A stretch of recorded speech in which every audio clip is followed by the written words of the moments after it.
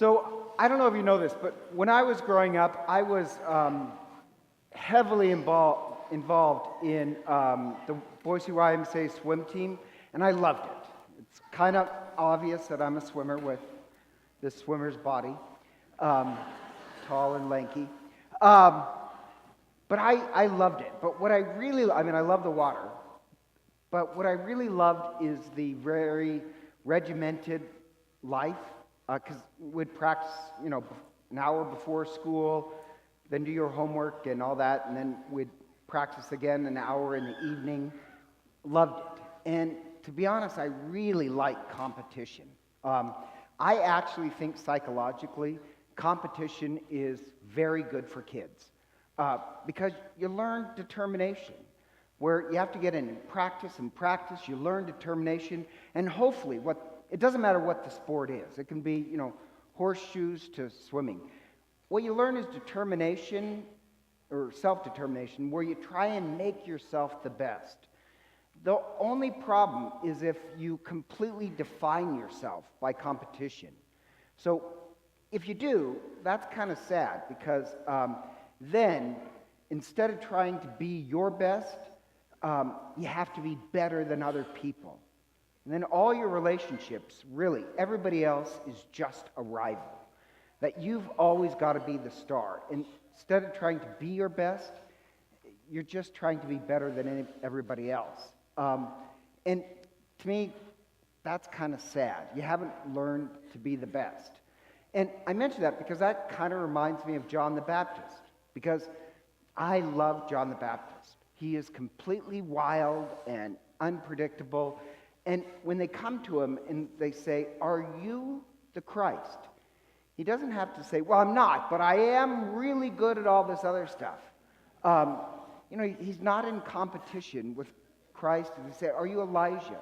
No, I'm not. In fact, I love his first three words. I am not. Are you this? I am not. He has the message of Elijah, but he is his own person. He doesn't fit any categories. He wears camel hair and eats wild honey. He doesn't have to fit anybody's box. He's just the best he can be. And his message is the message of Elijah. And the thing I love is that he can take joy in something greater than himself. And as I said, I think it's always sad when you have to define yourself as better than other people. If you can't take joy in something greater than yourself, you're missing out on the best part of life. And it's the same thing what happens when you define yourself by competition. That you always have to be better than other people. Or another example, when I was living in LA, I got this chance to meet this guy who's a talent agent. He's part owner and this big talent agent. And so I was invited to this dinner at his house in the Hollywood Hills. Beautiful house. I had no idea that Hollywood agents apparently make a load of money. And, that's actually surprisingly not my world. So, I was kind of inquisitive. And I asked him, I said, "Well, what is it like with all these movie stars? Do you like them?" And he said, and this part shocked me, he says, "Oh, they're disgusting human beings." And well, that was a wrong question. But I found it enlightening because he said, they're just all so insecure that they always have to be the center of attention. And he says, they drive me up a wall. Because even at parties or movie premieres, if he's a talent agent and he speaks to you and you see it, then he says, when I talk to somebody else, I say, "Well, why did you greet that person first?" And he said, "I always have to make these funny responses of, well, she needs it more than you." And they're all so grasping that they get noticed and they get attention. And as he said, he finds them all kind of disgusting. And the sad part is, the same thing. They can't take any joy in something greater than themselves. They have always got to be the star. And frankly, I have this working theory. I'm not a psychologist. I like to just come up with odd things. And what I've noticed in, over 20 years of priesthood, just looking at children, and this sounds strange, but just listening to their confessions, children who really can't seem to name any sins, I'm always very curious about. Because for me, that's really kind of shooting fish in a barrel. That's easy. And, like, it just seems strange if a child can't name their own sins after a certain age. After the age of 8, they should probably be able to do that. And if they can't, I always try and look at the parents, and it always seems to be these parents that want to treat their child as the superstar, that you're the princess, you're the greatest. And I think every child should know that they're incredibly loved, but you don't have to teach them that they're better than everybody else. I think that blunts their consciousness, and really that they can't take joy in other people because they've always got to be the star. And in all these, the saddest part is that it's the opposite of John the Baptist. Where John the Baptist, he is who he is. He's not going to fit your categories. But the best part is, he takes joy in something greater than himself. And this weekend is the weekend that we light the pink candle. So in your Advent wreaths at home, this is the week of the pink candle. And in case you didn't know, the pink candle symbolizes joy. And I love that image, that our prayer this week is that we should become this light of joy in the world.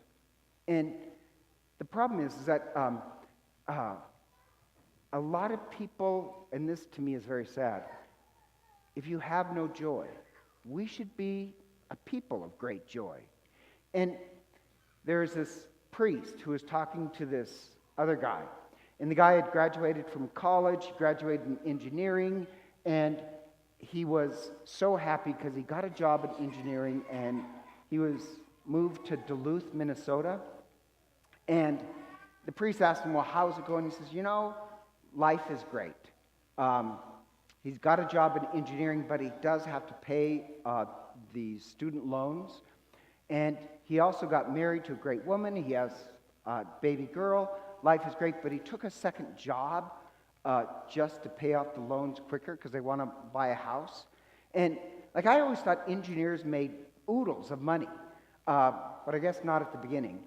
So he took a second job, and he said something brilliant. He says, if I look at my other friends who graduated from college and they got an engineering job, they're going out, they're having fun, and I'm working a second job. If I start to compare myself against other people, he says, I do get a little depressed. And he says, if I'm ever unhappy, and this is just a great line that I thought was amazing.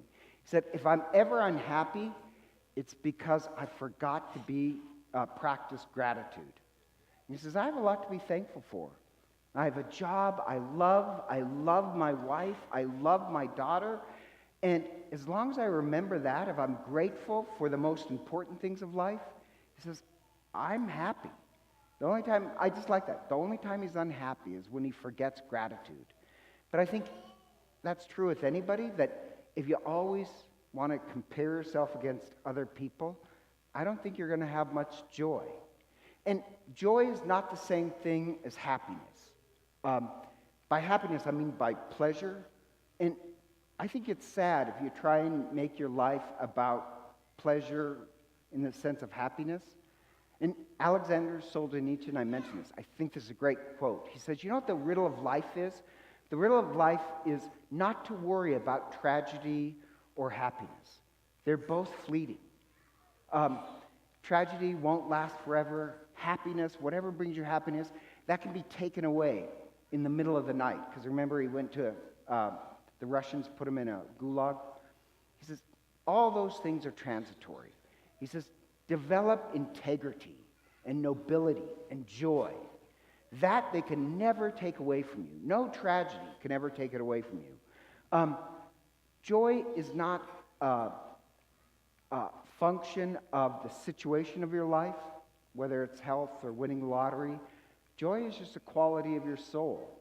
It's not based on circumstances. The engineer, he's grateful for life, for all the good things, and what he has is joy. Alexander Solzhenitsyn, they threw him in prison, all this other stuff. He had joy. John the Baptist, he's wild, but he takes pleasure in something beyond himself, the coming of Christ. Or the Virgin Mary. The Virgin Mary, we sang that Magnificat as the responsorial psalm. She says, my soul rejoices in God my Savior. But logically, she doesn't have much to be happy about. Because if the Pharisees catch her, they're going to stone her to death. She'll be rejected by everybody. And yet she sings that her soul rejoices. We should be the same way. Our joy is not based on circumstance. It's who we are. We're concerned about something much greater than just ourselves.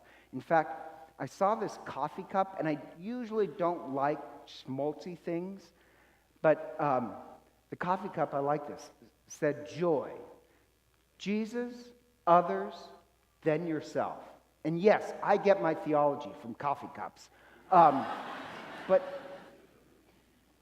I did like it, because I think joy is when you take, your happiness comes from a source other than just your circumstances. That's a form of selfishness. That joy is a quality of the soul. And Meister Eckhart, this Rhineland mystic, said, in you, God has placed the Holy Spirit. There is a sense of joy, and I like this, a joy that not even death can take away, joy that no disease or tragedy can touch.